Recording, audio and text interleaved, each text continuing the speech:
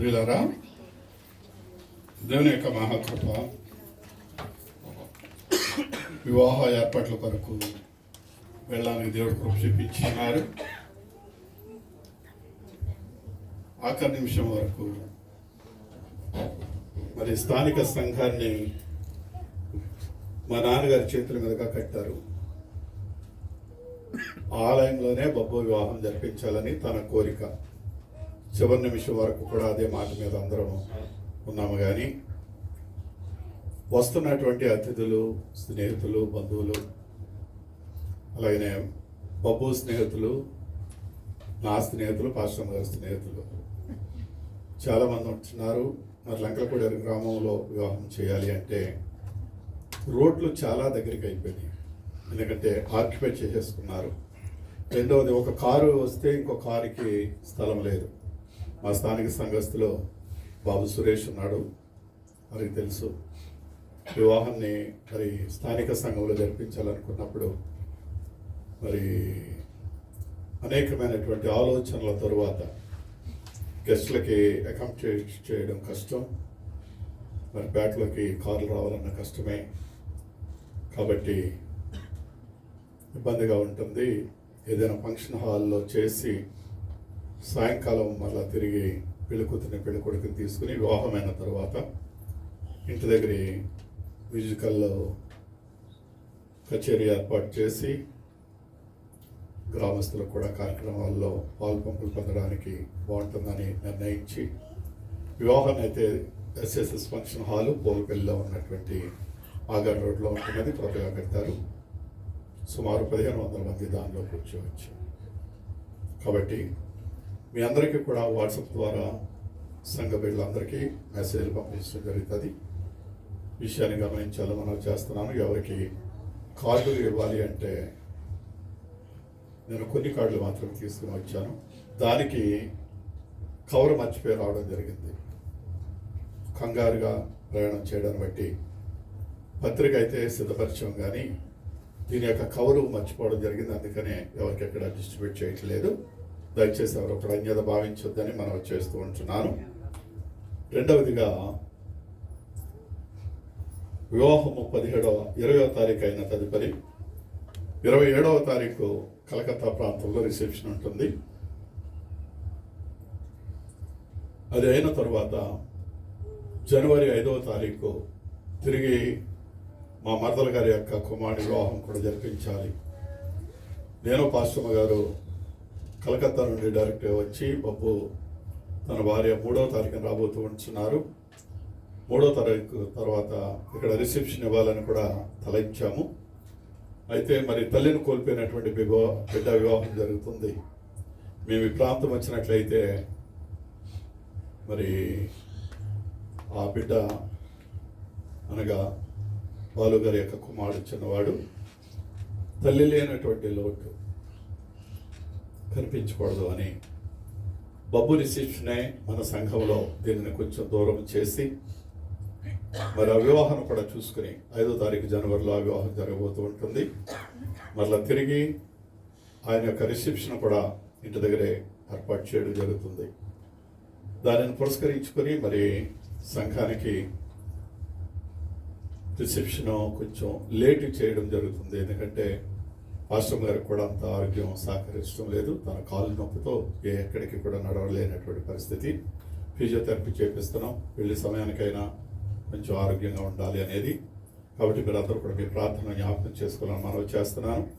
నా మాటే మీకు నోటీషన్గా స్వీకరించి మరి ఇక్కడ ఉన్నటువంటి సంఘ బిడ్డలందరూ, సంఘయాత్రలు కూడా మేము మీ కుటుంబస్తులతో తెలియపరిచి 20వ తారీఖు శనివారం ఉదయం 10 గంటల నుండి ప్రారంభమయ్యేటువంటి వివాహానికి మీ కుటుంబస్తులను పంపించాలని ప్రేమపూర్వకంగా మీ అందరికీ తెలియజేస్తూ ఉంటున్నాను. ఒకవేళ ఎవరికైనా నోటీషన్ అందడంలో ఆలస్యమైన దయచేసి ఎవరో అన్యత భావించొద్దు. జతపరచబడుచున్న వధువరుల గురించి మీరందరూ కూడా ప్రార్థించాలని మనం చేస్తూ ఉంటున్నాను. రెండవదిగా, వివాహం అనేది ఖర్చుతో కూడినటువంటి పని. అనేక మంది అనుకుంటున్నారు దుబాయ్లోనే సంబంధం కుదిరింది, చాలా కట్నం ఇస్తున్నారు అని. నేను ఎంతవరకు నా కొడుకులకి వచ్చినటువంటి వారి భార్యలు ఎవరు ఏమీ తీసుకోలేదు మేము. అలాగే నా కుమార్తెకు కూడా నేనేమి ఇవ్వలేదు. ఒకవేళ ప్రభు ఇచ్చింది ఏదైనా ఉంటే తర్వాత వారు చూసుకుంటారు తప్ప. బబ్బు విషయంలో కూడా అదే పరిస్థితి. మేము వారి నుండి ఏది ఆశించలేదు. బబ్బు ఖచ్చితంగా చెప్పాడు, మనము ఎవరి నుండి ఏది ఆశించి మాత్రం చేయొద్దు. మీరు నాకు 10 మందిలో తాళి కట్టినా సరిపోతుంది, కానీ ఎట్టి పరిస్థితుల్లో వాళ్ళ నుంచి ఏది కూడా ఆశించొద్దు అన్నాడు. దానిని బట్టి వసంత చిన్ననాటి నుండి పెంచుకుంది కనుక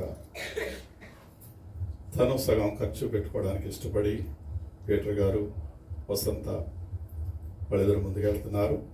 మిగతా సగం నేను పెట్టాలి, కానీ ప్రస్తుతానికి ఉన్నటువంటి పరిస్థితులను బట్టి నేను ఇబ్బందుల్లో ఉన్నాను.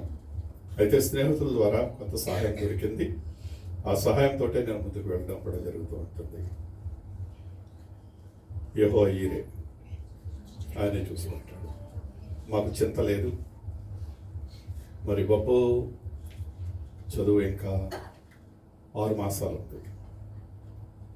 అది చదువు పూర్తయితే తప్ప ఆయన నుండి కూడా మేమేమీ ఆశించేది లేదు. కాబట్టి బిడ్డల కొరకు మీరు కూడా సంఘమంతా కూడా ప్రార్థించాలని నా 200 మీ అందరికీ తెలియజేస్తూ ఉంటున్నాను.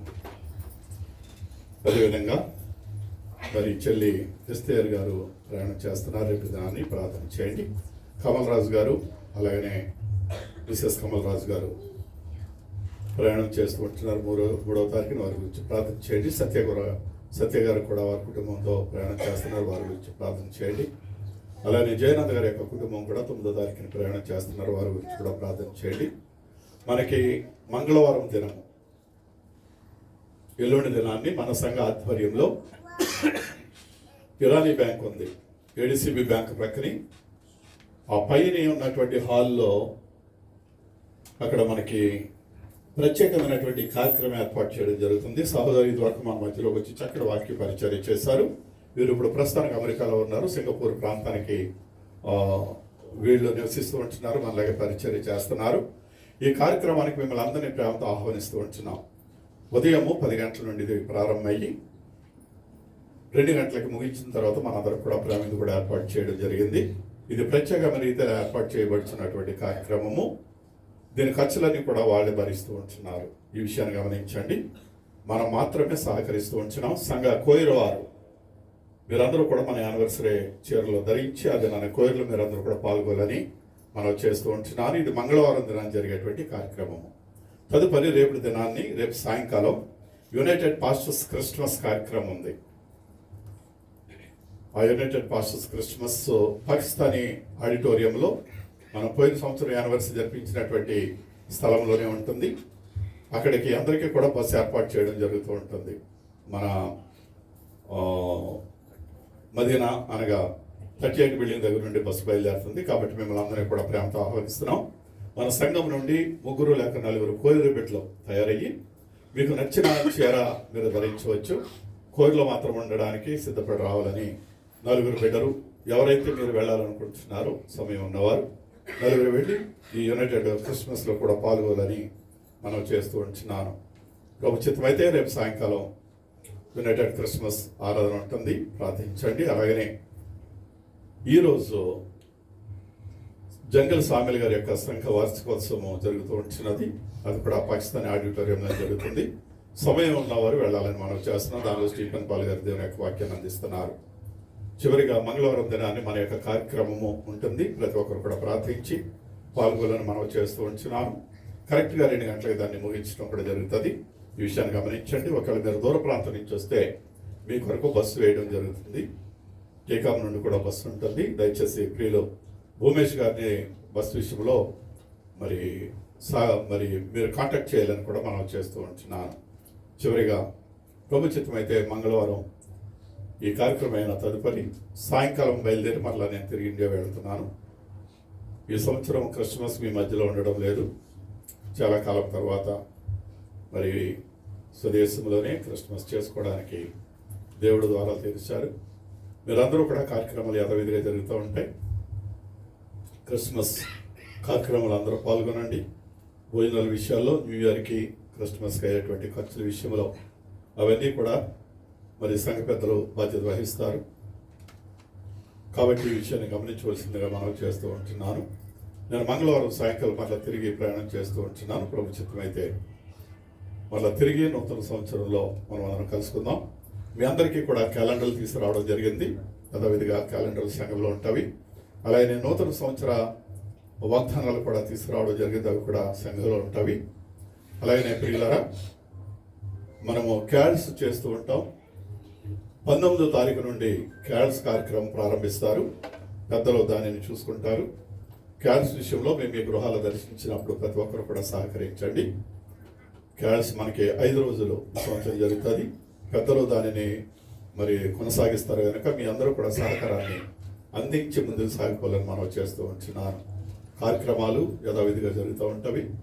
ఎవరు కూడా సంఘం పట్ల వివక్ష చూపించొద్దు. ఎవరు కూడా కోపతాపాలతో ఉండొద్దు. 2వ వారంలో స్త్రీల క్రిస్మస్ జరుగుతుంది. 3వ వారంలో యవనస్తుల క్రిస్మస్ జరుగుతుంది. గమనించాలని మనం చేస్తూ ఉంటున్నాను. మన మధ్యలోకి గెస్ట్ స్పీకర్లు అనేక మంది ఉన్నారు. కొంతమంది మన సంఘంలో వాడుకోవడం కూడా జరుగుతుంది. వారి గురించి కూడా ప్రార్థించాలని మనం చేస్తూ ఉంటున్నాను. నేటి దినాన్ని మనల్ని ప్రేమించి ప్రియులు మణిబాబు గారి యొక్క కుమారుని యొక్క జన్మదినోత్సవాన్ని జ్ఞాపకం చేసుకొని అల్పాహారం ఏర్పాటు చేస్తున్నారు. వారి కొరకు ప్రార్థన చేస్తూ అందరూ కూడా ధన్యవాదాలు తెలియజేద్దాం. రేవంత్ అనగా మన మధ్యలో రేవంత్ బాబు మీ అందరికీ తెలుసు. మా మరదల కొడుకు బాబు వీజా మార్చుకోవడానికి, తర్వాత వారి యొక్క కుమారుడు మరి 2 సంవత్సరాలు అయింది చూసి రావడానికి. అలానే వారి యొక్క బామ్మతి వివాహం కూడా ఉంది. ఆ వివాహ విషయంలో ప్రయాణం చేస్తూ ఉంటున్నారు. వారి గురించి కూడా ప్రార్థించాలని మనం చేస్తున్నాను. వచ్చే వారం మనందరినీ ప్రేమించి సంఘ యవన బిడ్డలు ప్రేమింది ఏర్పాటు చేస్తున్నారు. వారికి కూడా ధన్యవాదాలు తెలియజేద్దాం. సంఘంలో అనేక మంది బిడ్డలు విజిట్లో వచ్చి ఉన్నారు. పూర్ణరాజు గారి యొక్క కుమార్తె, అలాగనే చంద్ర వెంకటేష్ గారి యొక్క కుమారుడు, అలాగనే మరి పూర్ణ గారి యొక్క అక్క, వారి 4 అక్క చెల్లెళ్ళు, ఒక తమ్ముడు చిట్టిబాబు లాస్ట్ వాడు. పెద్ద అక్క కుమారి యొక్క కుమార్తె మన మధ్యలో ఉంది. వారి నాన్నగారు ఖత్తర్ ప్రాంతంలో ఉంటున్నారు. ఆ బిడ్డ వచ్చింది, ఇంజనీరింగ్ చేసింది. ఆ బిడ్డ యొక్క ఉద్యోగ విషయంలో కూడా ప్రార్థించాలని మనం చేస్తున్నాను. అలానే మన మధ్యలో మా సంఘ సభ్యుడు బాబు సురేష్ తోకల, ఆయన కూడా MBA చదివి వచ్చినాడు. పండుగ గారు వారిని రప్పించడం జరిగింది. వారి యొక్క ఉద్యోగ విషయంలో కూడా ఎవరైనా సహకరించాలని మనం చేస్తున్నాను. సంఘ బిడ్డలందరి కొరకు ప్రార్థన చేద్దాం. ప్రయాణిస్తున్న బిడ్డల కొరకు ప్రార్థన చేద్దాం. కార్యక్రమాలన్నింటిలో ప్రార్థన చేయండి. అలానే శ్రీను కావేరి గారు ప్రయాణం చేస్తూ ఉంటున్నారు. వారి ప్రయాణం ఎప్పుడనేది నాకే తెలియదు, కానీ 9వ తారీఖు అండి. Very good.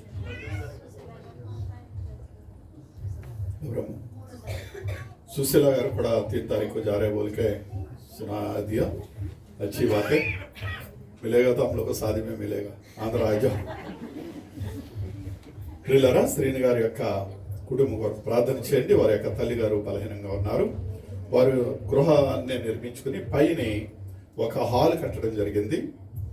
వారు హైందవ కుటుంబానికి చెందిన వారు కనుక అక్కడ ప్రార్థన జరగడం లేదు. వారి ప్రాంతంలో హైందవులకు వాక్యాన్ని అందించాలి అని వారి గృహాన్ని ఆలయంగా చేసి దానిని మరి దేవునికి సమర్పించుకుని మందిరముగా ఏర్పాటు చేస్తూ ఉంటున్నారు. ప్రభు చిత్తమైతే ఆ గృహములో మరి అనేక నూతన ఆత్మలు సంపాదించి గ్రామానికి ఆశీర్వాదకరంగాను కుటుంబానికి దీవెనకరంగా ఉండేలాగిన ప్రభు చిత్తమైతే ఇక్కడ నుండి వెళ్ళేటువంటి వారు అందరము కూడా ఆ ఓపెనింగ్ రోజుని శ్రీని గారి ఇంట్లో ఉంటాం. మేము నేనేం చెప్పానండి, శ్రీని గారు ఇల్లే అన్నాను. ఆవిడ ఉందా అందులోను? దేవుని స్తోత్రం. అంటే ఈస్ట్ గోదావరి నుండి వెస్ట్ గోదావరికి జంప్ అవుతుంది కనుక ఆవిడ మా లెక్కల్లో మేము చేర్చుకోలేదు. అదే కోపం ఆవిడికి. దేవుని స్తోత్రం కలిగిన గాక. వారి యొక్క వివాహ విషయంలో ప్రధానం మన సంఘంలోనే చేసాం. చక్కటి బిడ్డని దేవుడు ఇచ్చాడు, కానీ నా కానుక నాకు ఇవ్వలేదు. ఇప్పుడు ఇంటికి వెళ్ళిన తర్వాత కానుక నేను సంపాదించుకోవడం కోసమే హాలు ఏర్పాటు చేసినటువంటి హాల్ను ఓపెనింగ్ చేయడానికి దేవుడు తన కృప అనుగ్రహించిన గాక. ఆమె ప్రార్థించుకుందాం. అందరూ లేచి నిలబడినట్లయితే ముగింపు పాట ఆశీర్వాదములు మా మీద అనే పాట పాడిన అనంతరము ముగింపు ప్రార్థన ఆశీర్వాదంతో సెలవు తీసుకున్నాం. అందరికి కూడా అల్పాహారం ముందే తీసుకుని వెళ్ళాలని మనం చేస్తూ ఉంటున్నాము.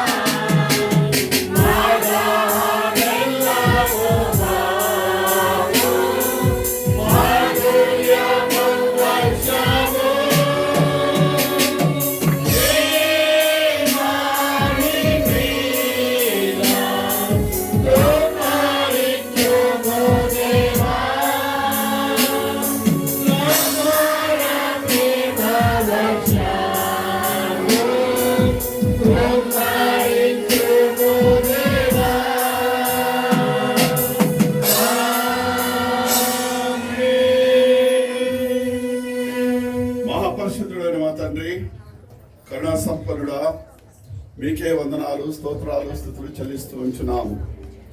అయోగ్యులము, నీచులము, పాపులమైన మమ్మలను మీరెంతగానో ప్రేమించి మీ శాశ్వతమైన ప్రేమతో మమ్మల్ని ప్రేమిస్తున్న విధానంకే స్తోత్రాలు.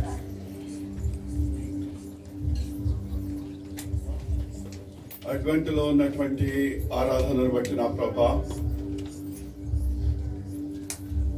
ప్రథమ వారముగా మీ పాద సాన్నిధ్యంలో మిమ్మల్ని స్తుతించి కీర్తించున్నాము.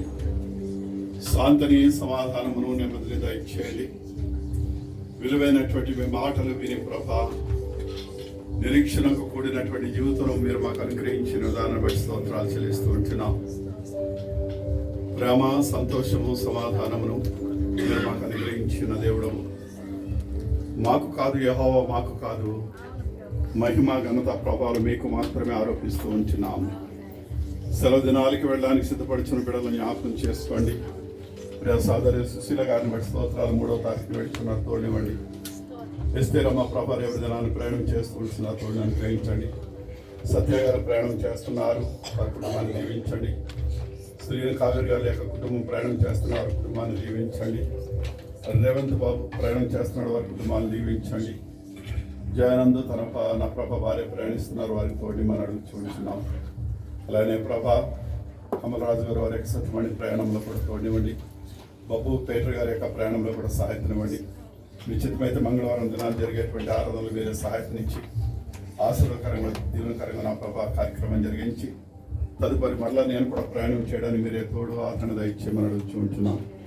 యవన బిడ్డల యొక్క క్రిస్మస్లోను, స్త్రీల క్రిస్మస్లోను మీరే తోడు ఆదరణ దయచేయండి. మీరే ప్రభా ప్రతి అవసరాలను తీర్చిదిద్దండి, సమృద్ధినివ్వండి. మీ కృపా సమాధానాలు సమృద్ధినిచ్చి కాపాడమని అడుగుచుంటున్నాను. స్త్రీల క్రిస్మస్ విషయంలో ప్రభా మీ ప్రియకుమార్తె నా తండ్రి ప్రయాసపడుచున్నటువంటి ప్రయాసము వ్యర్థము కాకుండా మీరే కార్యం జరిగించండి. రమణమ్మ గారు, సాంబరమణి గారు, మరియమ్మ గారు, సత్య గారు ప్రభా, ఇంకా అనేక మంది బిడ్డలు దేవ కార్యక్రమ విషయంలో చేతనిస్తూ వారి యొక్క ప్రేమపూర్వకమైనటువంటి కానుకల ద్వారా ప్రభా కార్యక్రమం జరిగించమని అడుగుతున్నాను. అలానే యవన బిడ్డల యొక్క కార్యక్రమం కూడా జ్ఞాపకం చేసుకుని దీవించండి. పెద్దల ఆధ్వర్యంలో ప్రభా మరి మాసములన్నింటిలోనూ మీరే నా ప్రభా కార్యక్రమాలన్నీ కూడా సఫలీకృతం చేసి ముందు కొనసాగింపచేయమని అడుగుతున్నాను. సంతోషమును, సమాధానము దయచేయండి, నెమ్మదినివ్వండి. వీరికి నలిగిన హృదయంతో మీ పాదసాన్నిధ్యంలో ప్రభా పిల్లలందరూ ప్రార్థించి ముందుకు సాగడానికి దయచేయండి. 7 దినాన్ని నూతన దయకీర్తం పొందుకున్నటువంటి బాబుమణి బాబు యొక్క కుమారుడిని బట్టి మీ కుమారుడు దయచేసి నూతన దయకీర్తం బట్టి స్తోత్రాలు దీవించండి. దవా గర్భిణీ స్త్రీలను, పాలిచ్చు తల్లిని దీవించి ఆశీర్వదించండి. సోదరులు వరలక్ష్మి గారు ప్రభాసాల దినాలు గడుపుకుని బిడ్డలను చూసుకుని మా మధ్యలోకి వచ్చినారు, మీ స్తోత్రాలు దేవుని కరమించండి. ఇంకా ప్రభా ఎవరైతే నా ప్రభు సన్నిధిలో ప్రార్థన సాయపరుచున్నారో వారందరినీ దీవించండి. సమాధానము, శాంతి, నెమ్మదినివ్వండి. విరిగి నలిగిన హృదయంతో మీ పాద సన్నిధిలో గోజాడే కృపను దయచేసి మళ్ళీ తిరిగి మా ప్రభుత్వం కలుసుకునే పర్యంతం మీ తోడు ఆదరించి నెమ్మదించి మీరే ప్రతి ఒక్కరికి సమృద్ధిని, సమాధానం, క్రిస్మస్ ఆనందమును దయచేసి మేము పొందుకోవాలి. నూతన వత్సరంలో నూతన ఆశీర్వాదాలు మెండుగా అనుగ్రహించి మేళలతో నింపమని సమస్త మహిమ మీకే చెల్లిస్తూ మా ఆత్మల కాపురి రక్షకుడైన యేసు అతి శ్రేష్టమైన నామములో ఈ ప్రార్థన మీకు సమర్పిస్తున్నాం మా పరమ తండ్రి. పరలోకమందున మా తండ్రి, మీ నామం పరిశుద్ధపరచబడుగాక. మీ రాజ్యం వచ్చుగాక. మీ చిత్తం పరలోకమందు నెరవేర్చున్నట్లు భూమిలో నెరవేరుగాక. నేడు నమ్మిన ఆహారము దయచేయము. పాపములు చేసిన వారిని క్షమించు, పరమపదం క్షమించు. మనుష్యులను తగ్గించు. రాజ్యము, శక్తి, మహిమ నిరంతరం నీవే మా తండ్రి. ఆమేన్.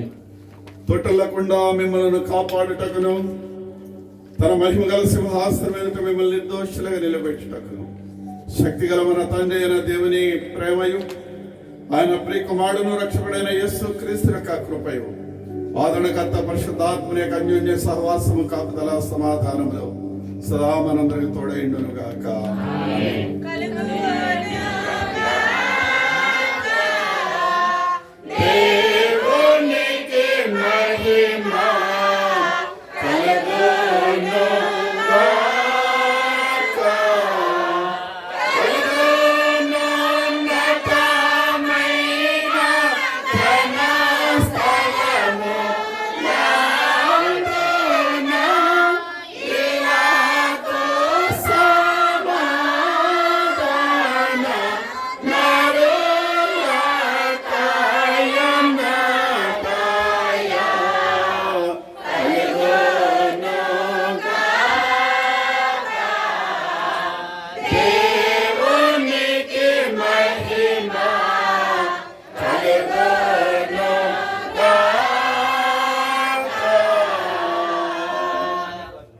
అందరికి వందనాలండి. దయచేసి వెనక కుర్చీలు ఖాళీ చేసినట్లయితే ప్రార్థన